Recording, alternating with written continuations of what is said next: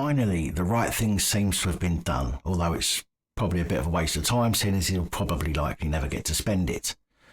David Carrick found out last week that due to his sickening and abhorrent behaviour, he will now be stripped of his Metropolitan Police Force pension.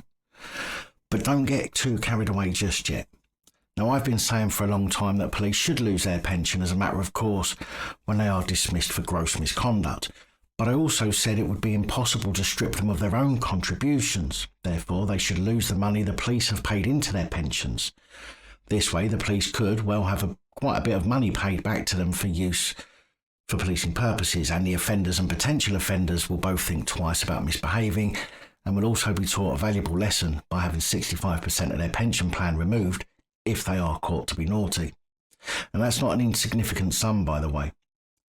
Well, either I've been listened to or my common sense isn't as bad as some people like to think, because my suggestion has now become a reality.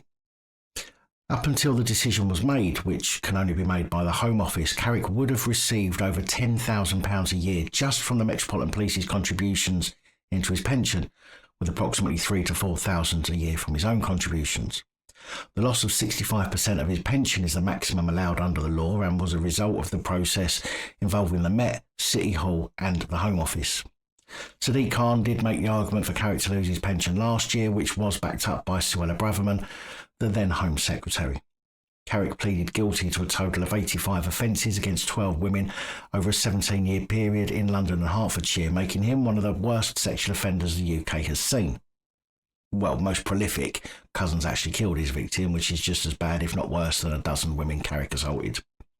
Home Office guidance states pension forfeiture can only be applied for when an officer has a conviction committed in connection with their service as a member of the police force, which in most cases seems to be the case because a vast majority of the cretins we report here on the channel commit their offences whilst on duty. However, there is a caveat. The offence must be certified by the Home Secretary as liable to lead to a serious loss of confidence in the police service or gravely injurious to the interests of the state. Now, I would say that many of the offences we've reported on here on the channel have led to a serious loss of confidence in the public service, but I have never before heard of a copper losing their pension. So you can imagine that this was a bit of a surprise for me. Anyway, it seems now that Carrick won't be able to afford to keep Bubba off his back for much longer, whilst enjoying his stay at one of His Royal Highness's all-inclusive getaways. Wouldn't it be a damn shame if his cell door was left inadvertently unlocked one night? Terrible things can happen when something like locking a cell door slips the guard's mind.